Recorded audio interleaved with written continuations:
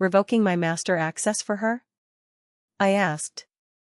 Pack your desk, the boss's son sneered. I slid my keycard over. You have 30 minutes before every plane drops off the radar. Good luck. For a decade, I managed every route in your dad's aviation business.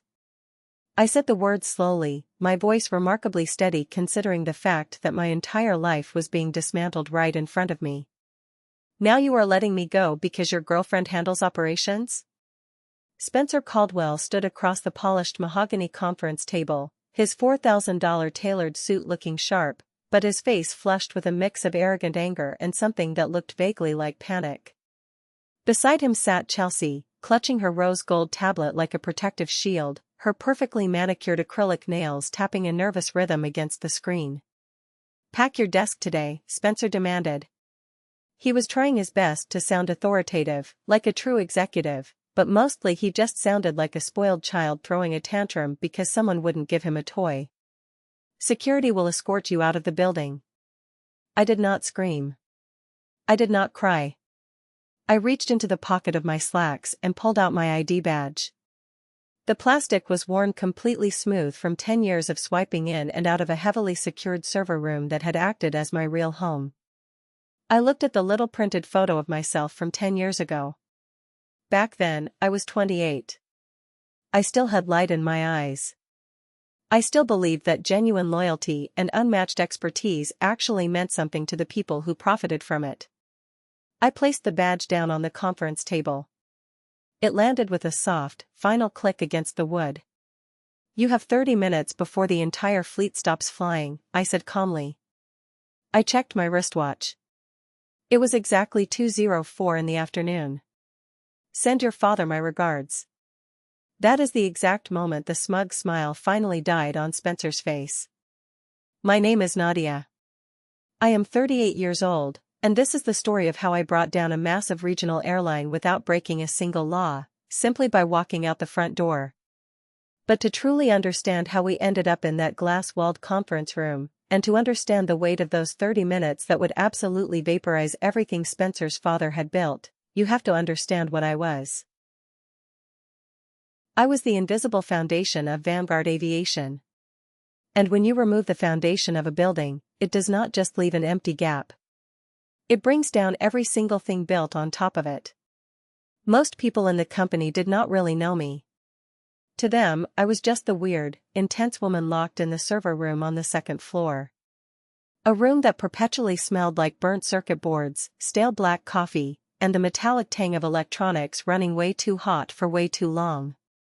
My domain was a tangled mess of cables snaking across the floor like dark veins, illuminated by the harsh blue glow of 3 massive monitors. On those screens, I watched the complex, never-ending dance of 47 commercial aircraft operating across 18 hub cities. I tracked weather systems forming over the Midwest, monitored fuel reserves down to the last drop, calculated crew rest hours to comply with federal regulations, and filed real-time flight plans. I was essentially an air traffic controller, a logistics wizard, and a crisis negotiator all rolled into one exhausted, heavily caffeinated body. Nobody outside of my little cave understood the sheer scale of the operation. They saw planes taking off on time, passengers making their tight connections, and heavy cargo arriving precisely when it was supposed to. They thought it was all just routine. They thought the sky magically organized itself. They had absolutely no idea that every single successful flight depended on systems I had personally built, protocols I had written from scratch, and algorithms that existed nowhere else on Earth. No one understood it, except for the man who hired me. 10 years ago, Vanguard Aviation was nothing but 12 aging planes operating out of a single drafty hangar in Newark. Their routing system was a terrifying combination of paper spreadsheets, frantic phone calls, and desperate prayers. I walked into that hangar as a 28-year-old software engineer who had just been laid off after a tech startup imploded and burned through my life savings. I was desperate. I was practically interviewing for a position I barely comprehended at a regional airline I had never even heard of. That is when I met Victor Caldwell. Victor was the founder and chief executive officer. He was a Vietnam veteran in his late 70s, a hardened man who had started this entire company with one single prop plane and a crazy dream. He had hands calloused from building engines himself and eyes that had seen companies rise and fall. He looked at my printed resume for maybe 30 seconds before tossing it onto his desk. He looked me dead in the eye and asked one single question. "Can you build something from nothing?" I said yes. Honestly, I would have said yes to cleaning the hangars with a toothbrush because I needed a paycheck that badly. But Victor believed me. He handed me a server rack that looked like it had survived a minor explosive blast, a budget that would barely cover a decent laptop, and absolute, unchecked autonomy to build whatever the hell I thought his airline needed to survive. So, I built the core lock. The core lock was not just software. It was a proprietary routing artificial intelligence platform I coded from absolute scratch. I spent endless nights awake while normal people were sleeping, writing the algorithms that would calculate flight plans, manage maintenance schedules, and automate the insanely complex federal compliance filings. I did not just manage the core lock. My mind merged with it. Victor never questioned why I needed master administrative access to every single digital system in the building. He never asked why I routinely worked 70-hour weeks, or why I sometimes just slept on the terrible faux leather couch in my office during winter storm seasons. When a blizzard threatened to ground the entire fleet, I would be in my chair at 2 a.m, manually rerouting dozens of flights. Victor would just quietly appear in the doorway holding 2 cups of black coffee. He would sit in the corner, watch me work the keyboards like a piano, and eventually nod. "You are the reason we are still flying, Nadia," he would say. Victor protected me from corporate nonsense. When outside consultants tried to stick their noses in my systems, he threw them out. He paid me exceptionally well, but more than the money, we shared an unspoken bond. Victor had a daughter once. Her name was Fiona. She died in a tragic car accident when she was 26, just a few years before I stumbled into his hangar. I used to see her framed photograph on his heavy oak desk. She had a bright smile, dark hair, and eyes that looked like they truly understood how harsh the world could be. Sometimes, when the office was empty, I would catch Victor looking at me with this incredibly sad, proud expression. We never talked about it. We never crossed that professional boundary. But I knew, deep down, that he saw a ghost of Fiona in me. He saw the daughter he lost, and I, a woman who had never really had a family to lean on, saw the father figure I desperately needed. I promised myself I would never let his planes fall out of the sky. The dangerous thing about becoming truly irreplaceable is that you have to replace your actual life with your job. My world slowly contracted until the walls of that server room became the boundaries of my entire existence. It happened so gradually that I did not even notice I was disappearing. I woke up at 5:30 every single morning. I skipped breakfast because chewing food felt like wasted time. I drove my 12-year-old sedan, the one with the check engine light that had been glowing bright orange for 8 straight months, to the office before the sun even thought about rising. I logged into the core lock before my coworkers had poured their first cup of water. I stayed until the very last crisis was resolved, which usually meant midnight. Some days, I simply never left. My apartment became nothing more than an expensive storage unit where I occasionally slept. It was a lifeless space. The walls remained a sterile, landlord beige because I never bothered to buy paint. The living room consisted of cheap furniture I had misassembled and never bothered to fix. If you opened my refrigerator, you would find a depressing museum of expired yogurt cups and leftover takeout containers holding food I could not even remember ordering. I gave up dating. The final nail in that coffin was my ex-boyfriend. He was a decent guy, smart and incredibly patient for about 8 months. The breaking point arrived on his actual birthday. I had promised him a nice dinner, but a sudden mechanical delay down in Atlanta cascaded into a massive crew shortage across 3 different time zones. I canceled our reservation while sitting in the server room. He showed up at my empty, beige apartment that night, looked at the crooked furniture, and told me I was married to the airline. I corrected him.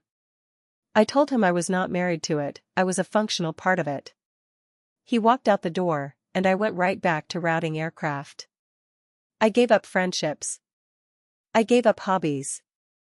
I traded every piece of my humanity for expertise. I traded my youth for the deep, intoxicating satisfaction of knowing that I kept over 300 people employed and thousands of passengers completely safe. My only real human connection was Gordon. Gordon was the director of maintenance. He was 53 years old, built like a retired bricklayer, and possessed an encyclopedic knowledge of turbine engines. We used to grab cheap turkey sandwiches from the corner deli, sit in the break room, and talk for exactly 20 minutes about hydraulic pressure and staffing shortages. We never talked about our feelings or our lives outside the hangar, but in a weird way, he was my best friend. We were the two pillars holding up Victor's empire, happily letting the weight crush our shoulders. I was 38 years old with absolutely nothing to my name except a massive bank account I never had time to spend, and a piece of software that responded only to my keystrokes. I convinced myself I was perfectly fine with this arrangement. I told myself that being essential was better than being loved. It was a very convincing lie, right up until the day the empire changed hands, and I realized that being essential means absolutely nothing to people who do not understand what they are looking at. Everything shattered in early April. Victor suffered a severe stroke. It was not fatal, thank God, but it was massive enough to strip away his ability to walk and speak clearly. They flew him down to a high-end neurological rehabilitation center in Florida for at least 6 months of intensive physical therapy. The news hit me like a physical punch to the chest. I got the call at 6 in the morning, and the moment I heard his assistant crying on the other end of the line, a cold dread settled deep in my stomach. The king was gone, and the keys to the kingdom were automatically handed to the prince. Enter Spencer Caldwell. I had met Spencer exactly twice in 10 years. Once at a corporate holiday party where he showed up 2 hours late wearing designer jeans, drank 3 glasses of expensive champagne, and left. The second time was at a crucial shareholder meeting where he spent the entire 80-minute presentation scrolling on his phone. He was 34 years old, perpetually tanned, and had spent his entire adult life bouncing around Southeast Asia on his father's dime. According to his highly curated social media, his primary skills involved attending beach clubs, losing money in obscure cryptocurrency schemes, and posting daily motivational quotes about manifesting abundance. The morning Spencer officially walked into Vanguard Aviation as the acting chief executive officer, the very air in the building changed. He arrived at 9:30, which in the aviation world means the day is practically over. He was wearing a custom navy blue suit that easily cost more than my monthly rent, and his hair was styled in that deliberately messy way that actually takes 30 minutes and expensive pomade to achieve. He flashed a brilliant, veneered smile that did not reach his eyes. But he did not arrive alone. Walking beside him, clutching a fancy iced latte, was Chelsea. Chelsea was 29. She was blonde, impeccably dressed in high-end athleisure wear, and possessed exactly 0 minutes of experience in the aviation industry. I knew this because the second Spencer sent out a company-wide email introducing her as our new Director of Operational Excellence, I looked up her professional profile. Her grand claim to fame was working as a social media brand strategist for an organic kombucha startup. That startup had famously gone bankrupt after their fermented bottles started actively exploding on grocery store shelves. Before that, she was an influencer selling detox tea. Now, she was essentially my boss. I sat in my dark server room that morning, watching the green and red flight paths pulse across my 3 monitors. I could literally feel the ground shifting beneath my feet. Everything I had sacrificed, all the blood and sweat I had poured into this company, was suddenly vulnerable. The safety of 300 jobs and thousands of daily passengers was now resting in the manicured hands of a woman who thought logistics was something you solved with a trending hashtag, and a man who thought leadership meant wearing a nice watch. The era of competence was dead. It did not take long for the nightmare to begin. Spencer and Chelsea initiated what they called a total culture audit. In reality, it was an invasion of incompetence disguised in toxic corporate buzzwords. My inbox was suddenly flooded with emails talking about synergy, disruptive workflows, and the democratization of knowledge. It was the kind of language used exclusively by people who have absolutely no idea how a business actually operates. Chelsea was obsessed with making the routing systems look aesthetically pleasing. She wandered into my server room one afternoon, wrinkled her nose at the smell of hot copper, and stared at my complex routing interface. She pointed a long acrylic nail at the screen and asked why we had so many confusing, randomized letters for route codes. She asked, in a completely serious tone, if we could just number the flight routes from 1 to 10 to make it simpler for new hires to memorize. I had to take a deep breath to keep from screaming. I explained that we had 47 aircraft operating across multiple time zones, dealing with varying fuel capacities, shifting passenger weights, and severe weather patterns. Numbering them 1 to 10 would not even cover a fraction of the planes, let alone the operational variables.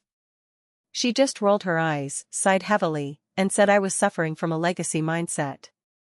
Then came the first real casualty. Spencer fired Gordon. Gordon, the man who could diagnose a failing turbine engine just by listening to it hum on the tarmac, was terminated on a random Tuesday.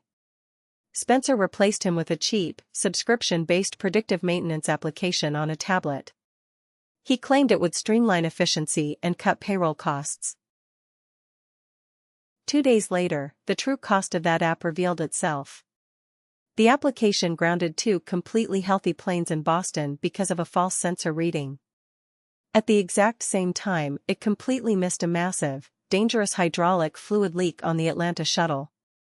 Gordon had manually flagged that specific plane for a physical inspection the day before he was fired, but the new system automatically deleted his note because it did not fit the data model. When I realized what had happened, my blood ran cold. That plane was carrying 85 passengers. If the leak had ruptured mid-flight, it would have been a catastrophic emergency. I spent 2 hours compiling a detailed, heavily documented incident report. I highlighted the failure of the app, attached Gordon's original warning, calculated the financial loss of the grounded planes in Boston, and outlined the extreme safety risk. I sent the email directly to Spencer, marking it urgent. His reply came back less than 5 minutes later. Thanks for the passionate feedback, Nadia. Learning curves are just a part of the growth journey. Let's trust the new digital systems and try to stay positive. He ended the email with a smiley face emoji. I stared at that yellow, pixelated smile for a long time. That emoji was the punctuation mark on the end of my career. It was the moment I realized they were not just stupid, they were dangerously arrogant. I created a hidden, encrypted folder on my local drive that day. I started documenting every single insane decision, every ignored safety warning, and every dollar they were burning. I told myself I was building a defense case. But deep down, I knew the truth. I was recording the final days of Vanguard Aviation. The harassment escalated from stupid emails to physical intrusion. Chelsea decided she needed to shadow me to facilitate what she called knowledge transfer. What this actually meant was that she sat in the corner of my highly secure server room for 4 hours a day, scrolling through her Instagram feed, occasionally looking up to ask questions that would make a toddler sound intelligent. Why do we have to file these reports directly to the Federal Aviation Administration? She asked one morning, not looking up from her tablet. Can we not just send them a weekly email recap? It takes up so much of your bandwidth. I patiently explained that failing to file real-time encrypted flight plans with the federal government would result in our entire airline being legally grounded and raided by federal agents within an hour. She just sighed and asked if I had considered using chatbots to make the process more intuitive. She wanted to download 10 years of complex, life-or-death operational logic into a neat little manual she could present to Spencer as her own achievement. She wanted to make me replaceable. Then, Spencer crossed the final line. He eliminated the night dispatch team to save on overnight payroll. The night team was a group of 4 seasoned veterans who handled the red-eye cargo flights from 11 at night to 6 in the morning. Those cargo runs carried medical supplies and urgent overnight logistics. It accounted for 30% of our total revenue. Spencer argued that paying people to sit in the dark was a waste of resources, and that my automated system could handle it. I literally begged him in the hallway not to do it. I told him the automation handles the routine, but humans handle the chaos of midnight snowstorms and sudden mechanical failures. He brushed past me, fixing his cuffs, and told me to embrace the future. By Friday, the night team was gone. By Monday morning, we had completely missed 2 critical overnight cargo deadlines because a minor mechanical issue in Memphis went totally unnoticed for 6 hours without a human dispatcher. The logistics client was furious. They canceled their contract immediately. Just like that, $3 million in annual revenue vanished into thin air. When I sent Spencer the financial breakdown of the lost contract, he simply replied that disruption is sometimes uncomfortable. The break room fell dead silent these days. Everyone was terrified. The remaining dispatchers worked with grim, panicked expressions. I went home every night, drank cheap wine straight from the bottle, and watched the planes descending over the city skyline. I felt the crushing weight of 300 livelihoods pressing down on my chest. I could have just quit. I could have walked away and found a job anywhere else. But if I did, all these innocent people would lose their homes and their pensions because a trust fund kid and his influencer girlfriend wanted to play business. So I stayed. I kept the planes in the air. I took the abuse. Until the calendar invite popped up on my screen, and I realized they were going to make the choice for me. Please like the video, subscribe to the channel, and leave a comment with the name of the city you live in. Every comment helps the video reach more viewers, thank you very much. The calendar invite appeared on my center monitor at exactly 9:47 on a Friday morning. It was precisely the kind of corporate timing that human resources departments use for professional executions. The subject line simply read, "Quick Chat." There was no agenda attached, no context provided, and no phone number for a conference call. That meant it was an in-person ambush. It was the sterile, professional equivalent of a romantic partner texting you to say that we need to talk. My stomach dropped into my shoes, and my mouth instantly went completely dry. I stared at the notification for a full minute, my cursor hovering over the decline button.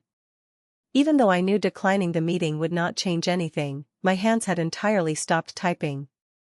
On the right side of my screen, a massive weather alert was flashing red, warning of a severe storm system forming over the Carolinas. Normally, I would have already been deep into rerouting protocols, but I could not bring myself to focus on it. The words on the monitor blurred slightly. Nothing in the aviation business was ever a quick chat. I had been expecting this exact moment for weeks. Every firing, every dismissal, every insane restructuring decision that Spencer and Chelsea had forced upon the company had been building up to this exact point. But seeing the scheduled meeting made it brutally real in a way that all my late-night mental preparation had not. I looked around my dim server room. The flickering monitors cast a cold blue light across the beige walls. This was my personal kingdom. This was my creation. I had spent more hours of my life in this unpainted box than I had in my own home, and the absolute worst people I had ever met were about to forcefully exile me from it. I thought about calling Gordon, but he was already gone. He was already dealing with the betrayal of losing his career to an iPad application. What would I even say to him? That I was next on the chopping block? He already knew that. Everyone in the building knew that. The only real question had been exactly when they would drop the blade. Instead of panicking, I made a decision that would define everything that followed. If they were going to fire me, I was going to make absolutely, undeniably certain that they understood exactly what they were losing. I pulled up the architecture documentation for the core lock. I did not open the sanitized, basic version that the information technology department had access to. I opened my personal, encrypted notes that mapped every single hidden dependency, every authentication pathway, and every security protocol I had built into the system over the last decade. The core lock was not just routing software. I had architected it with a very specific, deeply embedded security feature that I had never disclosed to anyone, not even to Victor. Every core function, every routing algorithm, every fuel optimization calculation, and every crew assignment logic ran directly through a master authentication node. That node was tied directly to my personal employee credentials. I designed it that way back in my 20s as a severe security measure. The logic was simple. If my account was ever compromised by a malicious hacker, the system would immediately lock down to prevent a catastrophic hijacking of the fleet. But there was a secondary, unintended consequence that I had discovered years ago during a routine audit. If my credentials were truly deactivated in the human resources system, meaning my employment was officially terminated, the master authentication node would interpret it as a critical security breach. The system would not just log me out.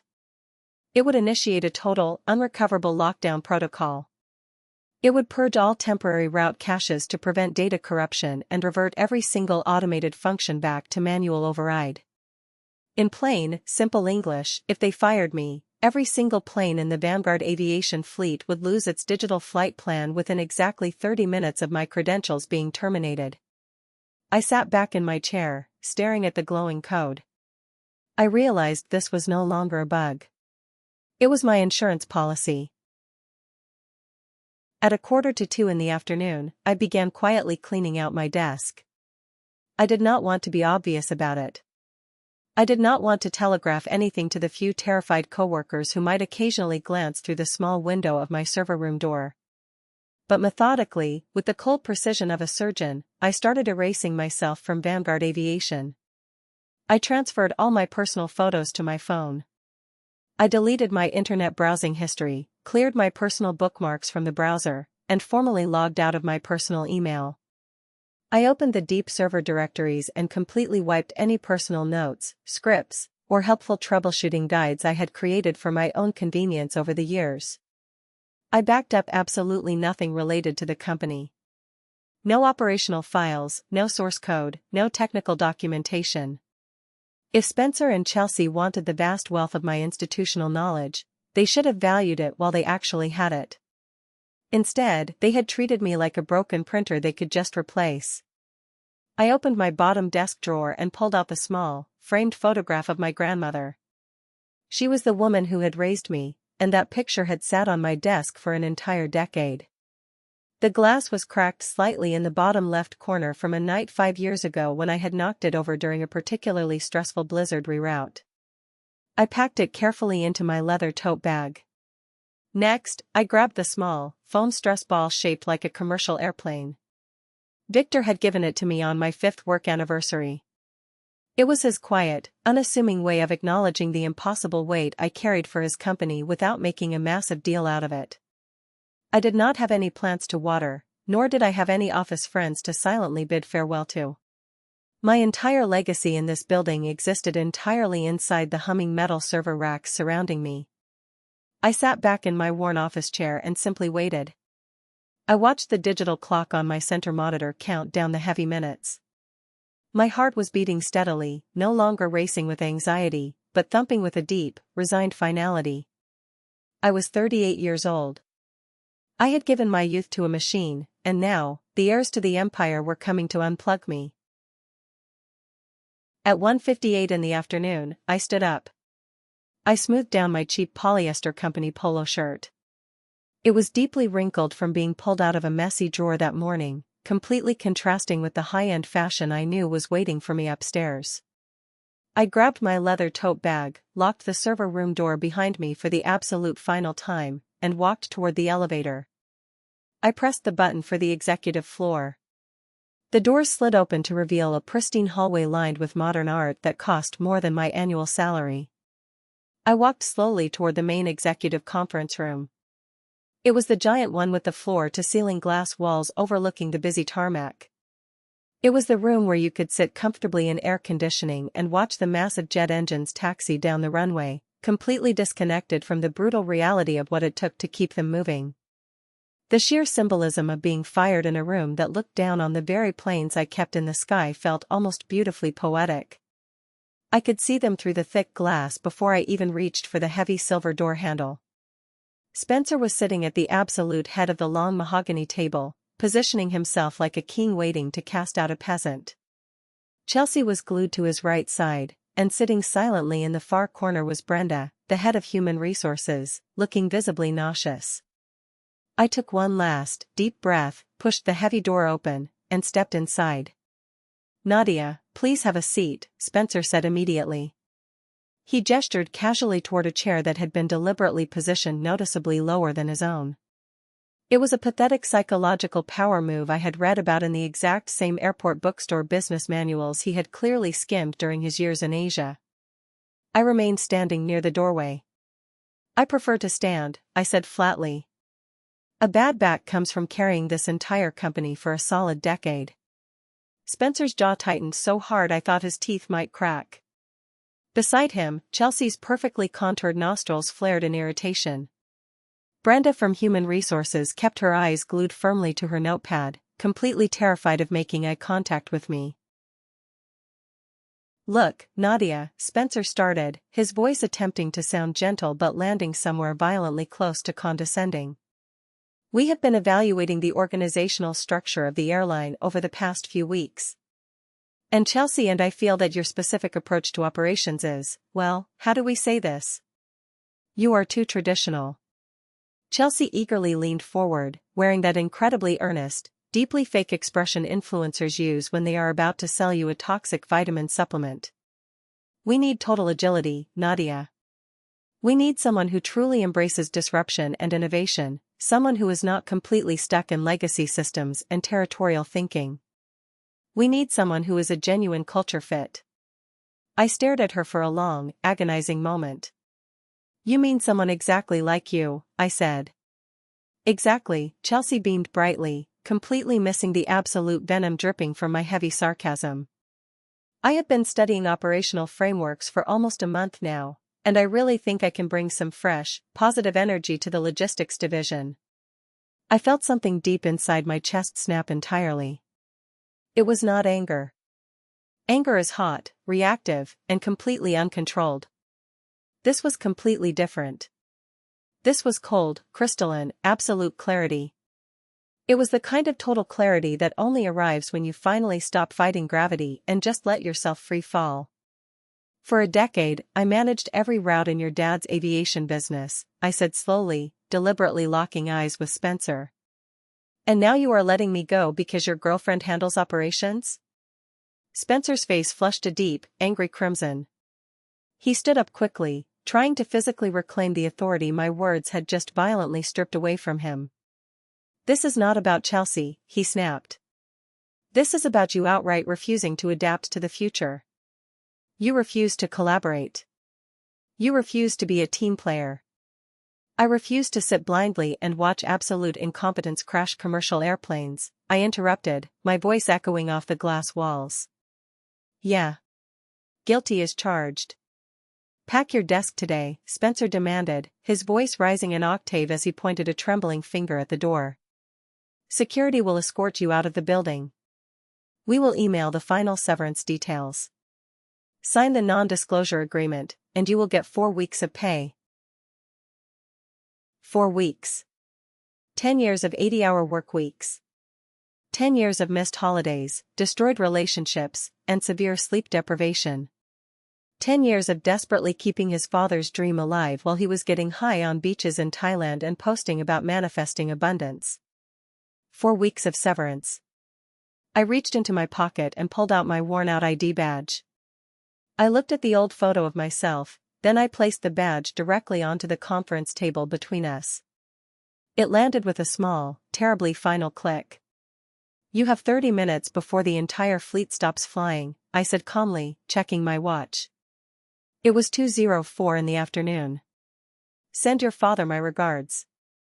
Spencer actually laughed out loud, a harsh, mocking sound. "What are you even talking about?" He scoffed. "We have full administrative access to the core lock. Information technology confirmed it this morning. Everything is securely backed up on the cloud. You have access to the visual interface," I corrected him softly. "You do not have access to the master authentication node. And in roughly 30 minutes, when Brenda over there officially deactivates my employee credentials in the human resources system, the routing artificial intelligence is going to interpret that as a critical security breach. It is going to initiate an emergency lockdown protocol. The smug smile slid entirely off Spencer's face like ice cream melting on hot asphalt. "You are bluffing," Chelsea said, but her bright voice wavered, suddenly uncertain. "Am I?" I asked, picking up my leather bag. "Ask your tech team about master authentication dependencies. Or don't. Either way, I am no longer your problem." I walked out of the room, leaving the door wide open. Behind me, I heard Chelsea's frantic voice asking Spencer what I meant, and the sound of a chair scraping violently against the floor as someone lunged for a phone. I took the slow elevator down to the employee parking lot, walked to my 12-year-old sedan, and turned the key. The check engine light flickered on immediately, greeting me like an old friend. I pulled out of the Vanguard Aviation corporate lot and drove exactly 2 miles down the road to a greasy spoon diner called the Landing Strip. It was 2:24 in the afternoon when I slid into a cracked vinyl booth right next to the massive front window. I ordered a black coffee and a large slice of cherry pie from a waitress who looked far too exhausted to care why a woman in business casual attire was sitting alone in a diner on a Friday afternoon. And then, I simply waited for the world to end. Outside the dirty glass window, I had a perfect, unobstructed view of the Newark airport runways. I could see the massive commercial planes taking off in the distance, their heavy silver wings catching the bright afternoon sunlight as they climbed gracefully into the clear blue sky. I took a slow sip of the coffee. It actually tasted like real roasted coffee, not the bitter, burnt sludge from the office break room. At exactly 2:31 in the afternoon, my phone started violently buzzing inside my leather bag like an angry wasp. I pulled it out and stared down at the bright screen. The caller ID boldly displayed Spencer Caldwell. I hit the red decline button, flipped the phone face down onto the sticky diner table, and picked up my fork. The waitress had just dropped off my cherry pie. It had a thick, homemade lattice crust, and I was absolutely not going to let a panicked trust fund baby ruin my first real meal of the day. The phone immediately buzzed again. "Chelsea calling." I declined it. Then Brenda from Human Resources. Declined. Then a bizarre local number I did not recognize, which I assumed was someone from the Information Technology Department begging for a lifeline. Declined. I took a massive bite of the cherry pie. The warm filling was absolutely perfect. It was not overwhelmingly sweet, holding just enough tartness to make my mouth water. I chased the bite with more black coffee, feeling the deep, knotting tension in my shoulders begin to miraculously melt away for the first time in a decade. My phone buzzed again, but this time it was not a phone call. It was a rapid-fire string of text messages. I flipped the screen over. They were from Gordon. "Nadia, what the hell is happening? The operations systems are throwing bizarre errors I have never seen before in my entire life." I stared at the glowing message for a long moment, then set the phone back down without typing a single word in response. I wanted them to truly feel it. I wanted Spencer and Chelsea to understand, in real, agonizing time, what it actually meant to lose the exact person who quietly held their entire universe together. I wanted Spencer to stand in the middle of that multi-million-dollar operations center, surrounded by highly paid executives who had absolutely no idea what they were doing, and slowly realize that his girlfriend's 30 days of reading operational frameworks on an iPad had not prepared her to manually route 47 aircraft. At 2:47, Gordon sent another frantic message. The first critical alert just popped up on the massive dispatch board. Flight 2847 heading to Chicago is completely locked out. It is showing a massive route authentication failure. The dispatchers are openly panicking. Spencer is literally screaming at the tech guys. "What did you do?" I smiled softly into my ceramic coffee cup.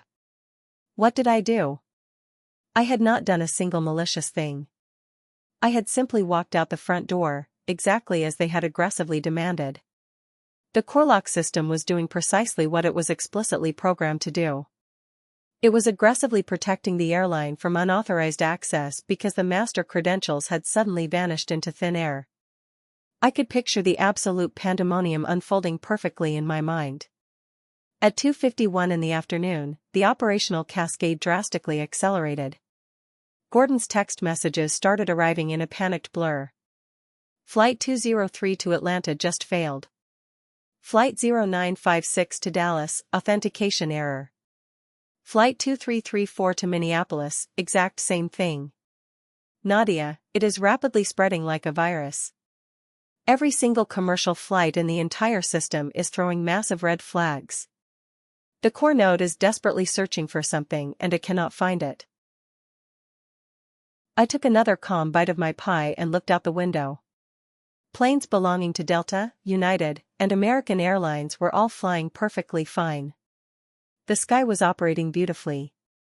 Only Vanguard Aviation was currently falling apart at the seams, simply because Vanguard Aviation had arrogantly fired the only person who actually knew how to keep it flying. One by one, every single plane in our digital system threw up a red error block as the master authentication node desperately searched for my human resources credentials, found absolutely nothing, and violently initiated the emergency lockdown protocols. It was honestly beautiful in its own deeply chaotic way. It was a flawless, terrifying cascade of failure triggered by a single missing puzzle piece. It was exactly like removing the keystone from an ancient stone archway and watching the massive structure collapse silently inward.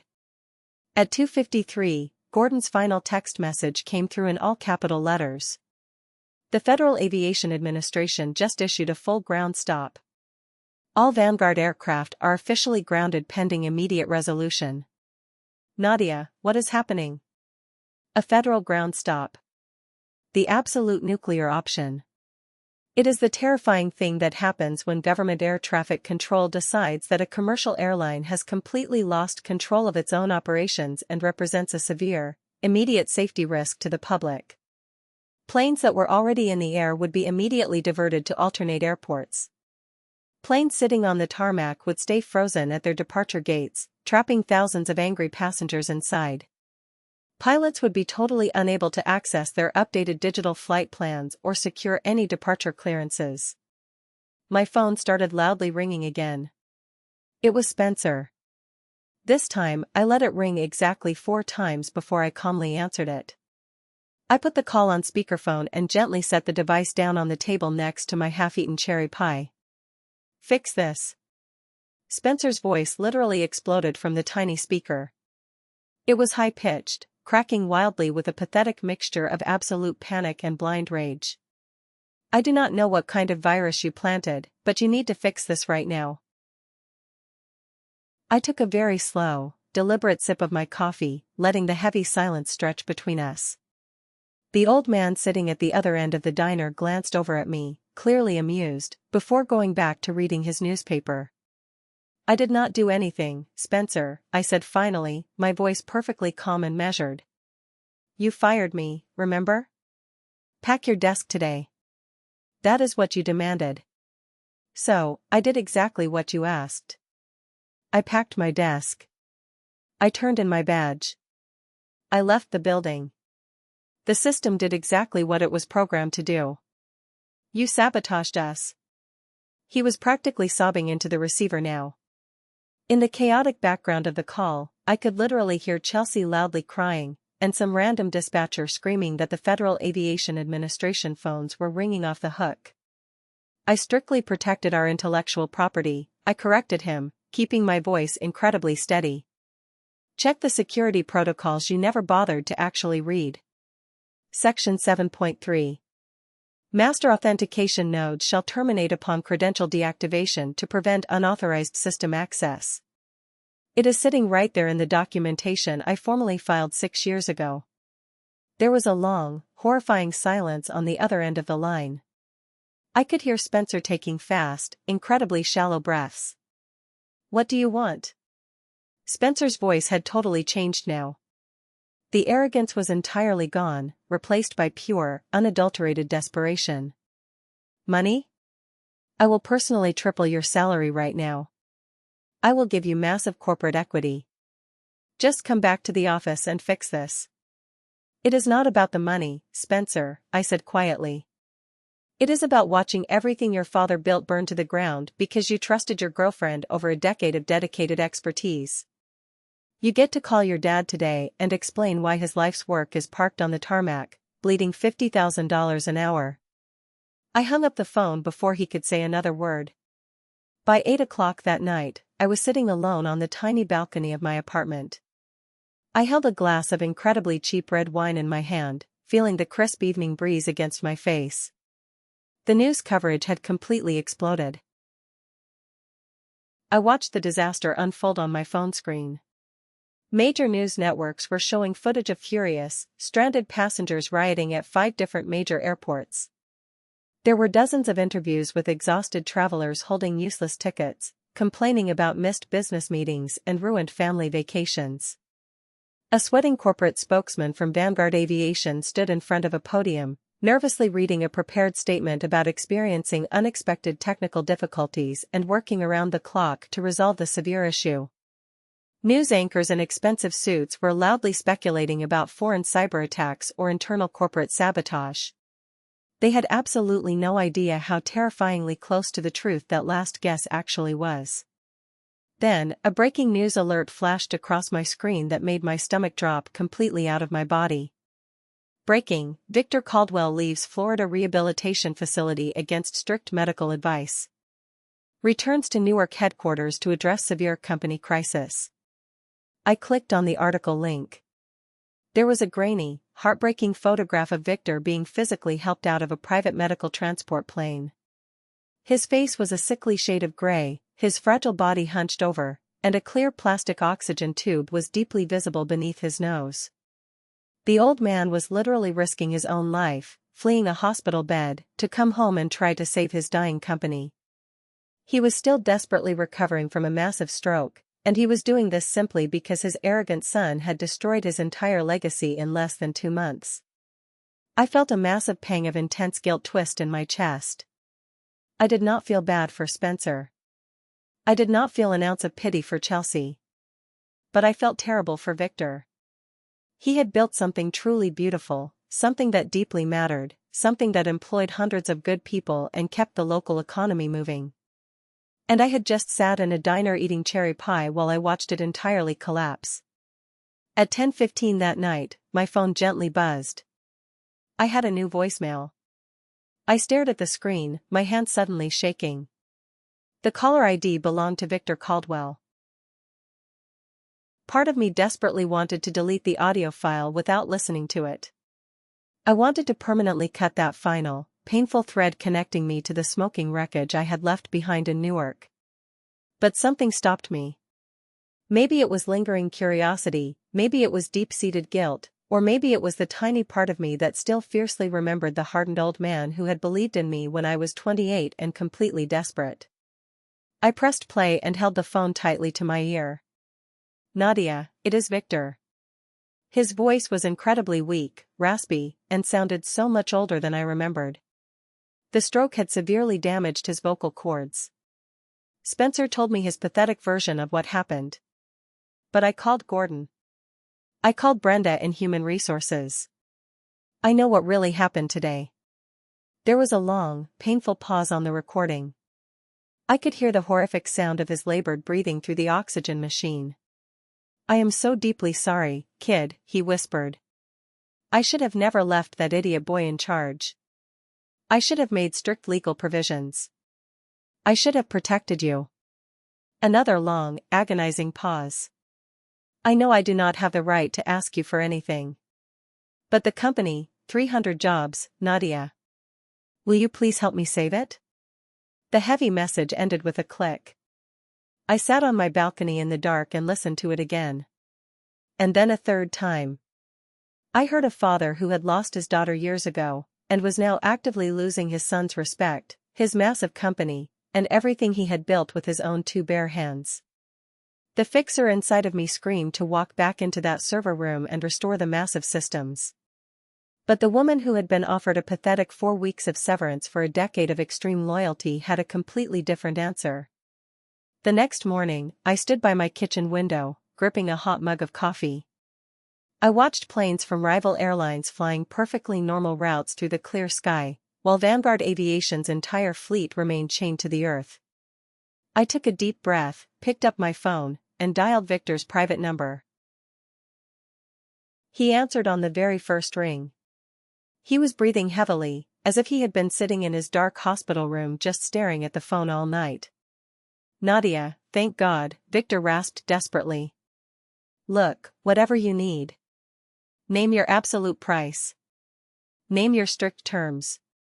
I will give you full corporate equity, the chief executive position, and complete operational control. Just please come back and help me save this airline." I closed my eyes, feeling the crushing weight of 300 employee jobs pressing down violently on my shoulders. I thought about the pilots with young families, the gate agents struggling with massive mortgages, and the mechanics trying to put their kids through college.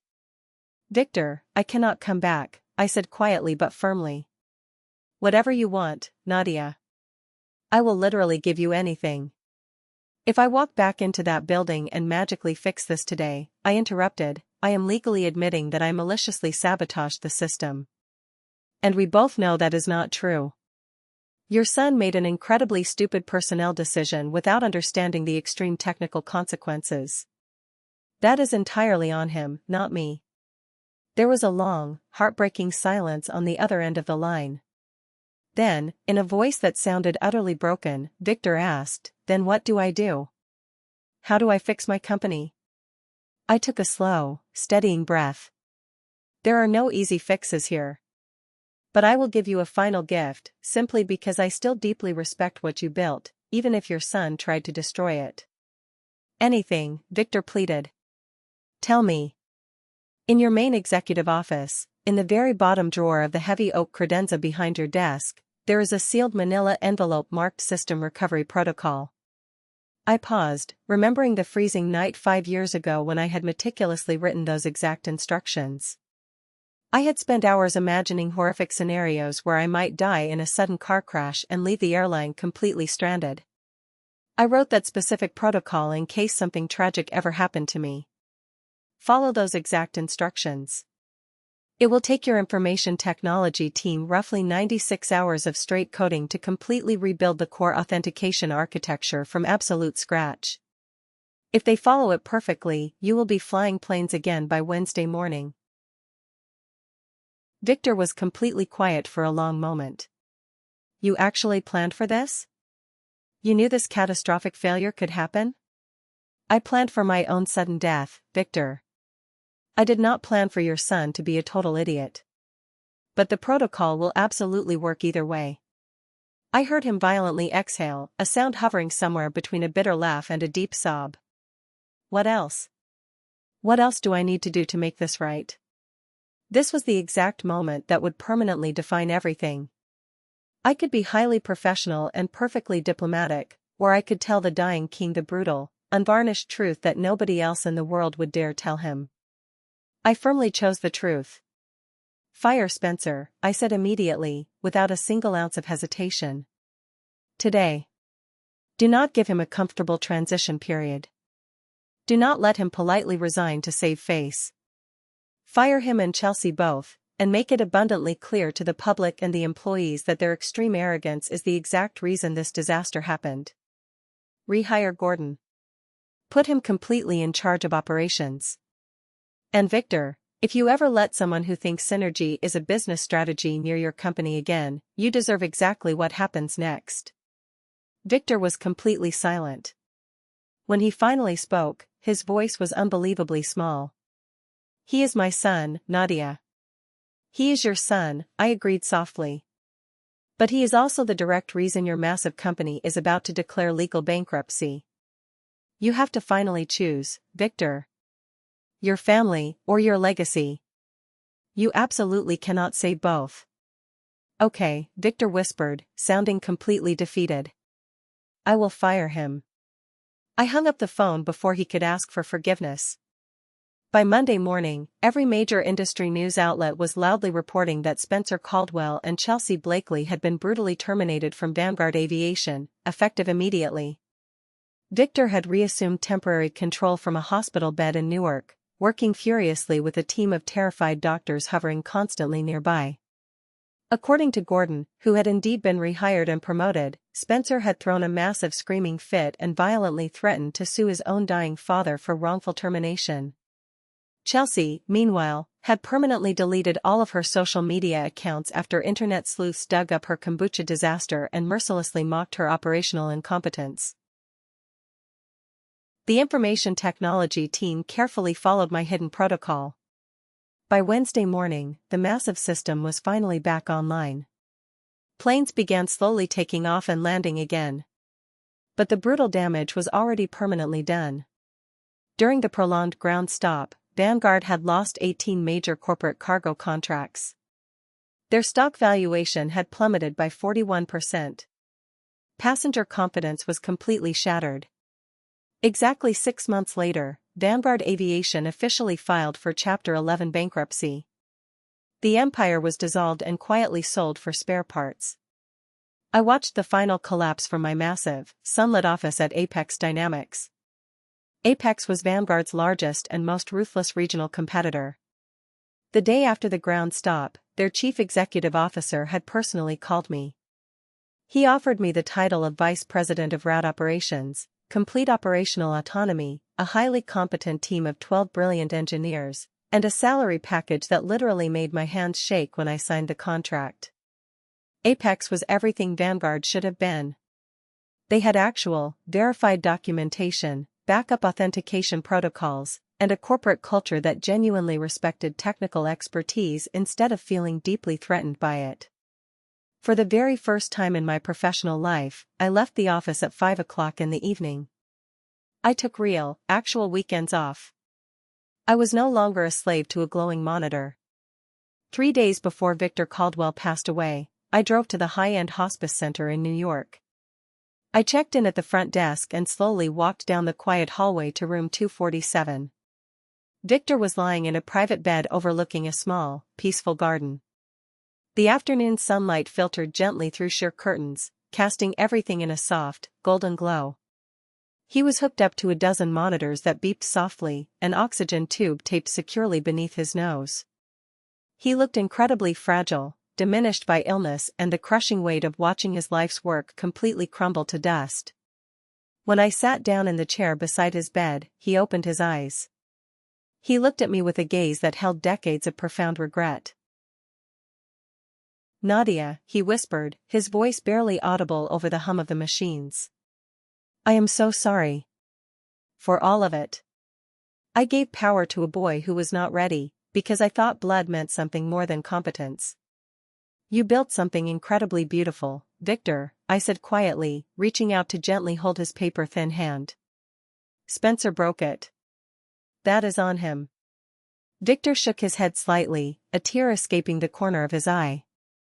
I handed him the heavy hammer to break it. He squeezed my hand weakly. "You were the exact daughter I should have raised, Nadia. Fiona would have been just like you. Smart. Tough. Absolutely irreplaceable. I am so proud of you. Just promise me one thing." "Anything," I promised, feeling a massive lump form painfully in my throat. "Do not let the work consume you the way it totally consumed me," Victor rasped. "Find a real life outside the planes." Victor died peacefully in his sleep 3 days later. I stood at his small, quiet funeral, watching Spencer glare at me from the absolute opposite side of the room behind expensive dark sunglasses. I did not feel angry anymore. I just felt a deep, profound pity for a boy who had broken his own toys and was still furiously looking around for someone else to blame. 1 full year after I walked out of that suffocating server room, I stood in my beautiful new office at Apex Dynamics, looking through the floor-to-ceiling windows at the busy runway below. I barely recognized my own reflection in the glass. I was healthy. I was sleeping 8 hours a night. I was taking weekend hiking trips and learning amateur photography. I was also dating a wonderful man named Ian. He was a 42-year-old software architect who actually understood what I did for a living. When I talked about complex routing algorithms, his eyes lit up with genuine interest instead of slowly glazing over in extreme boredom. We were planning a 10-day vacation to Iceland in the spring, a trip where I would actually leave my corporate laptop sitting on my desk at home. I had finally built a life that did not constantly require a disaster to feel meaningful. That morning, a small, heavily battered envelope arrived on my desk. It had been formally forwarded from Vanguard's old bankruptcy lawyers. The return address simply read, Stamford, Connecticut. The messy handwriting belonged to Spencer Caldwell. I held the letter for a very long moment, deeply debating whether I should just drop it directly into the shredder unopened. But human curiosity eventually won. I carefully sliced the envelope open and unfolded a single piece of cheap stationery. Nadia, the messy handwriting began. I know I have absolutely no right to contact you. I am currently working as a junior leasing agent at my father-in-law's commercial real estate company. I am starting at the absolute bottom, cold calling angry clients, and learning a business from the ground up instead of pretending I already understand it. It is incredibly humiliating. It is incredibly hard. And it is exactly what I should have done 20 years ago instead of confidently coasting on my father's money. The letter continued. You desperately tried to warn me multiple times with detailed data and reports. I aggressively dismissed you every single time because admitting you were right would have meant openly admitting that I was totally unqualified. And I had never been forced to admit I was unqualified before in my entire life. I do not expect your forgiveness. But I wanted you to know that you were absolutely right about everything, and I was wrong about everything. I am deeply sorry. Spencer. I read the short letter 3 times, actively searching for hidden sarcasm or some manipulative angle he was trying to play. But I could not find one. It seemed entirely genuine. It read exactly like the words of a terribly broken man who had been violently rebuilt into something slightly more self-aware by the crushing weight of reality. I folded the letter carefully and placed it into my bottom desk drawer, right next to the cracked photo of my grandmother and the airplane stress ball Victor had given me so many years ago. I did not know what to do with it. I did not respond. I realized that closure does not always come from the other person's desperate apologies. Sometimes, true closure simply comes from deciding that you do not need a single thing from them ever again. What healed my deeply broken spirit was not watching Spencer lose his inheritance and his unearned power. What truly healed me was building a completely new life where I was fiercely valued, heavily protected, and genuinely respected. It has been over a year since I walked out of that dark server room. I finally have my life back. But Spencer's letter is still sitting quietly in my drawer, completely unanswered. A small part of me pities the man who foolishly lost everything his father built. But another, much darker part of me remembers the entire decade of my youth I permanently lost while secretly building his safety net. Am I wrong for completely ignoring his apology? Should I finally write him back and grant him some small piece of closure, or should I just leave him alone to suffer the crushing gravity he created for himself?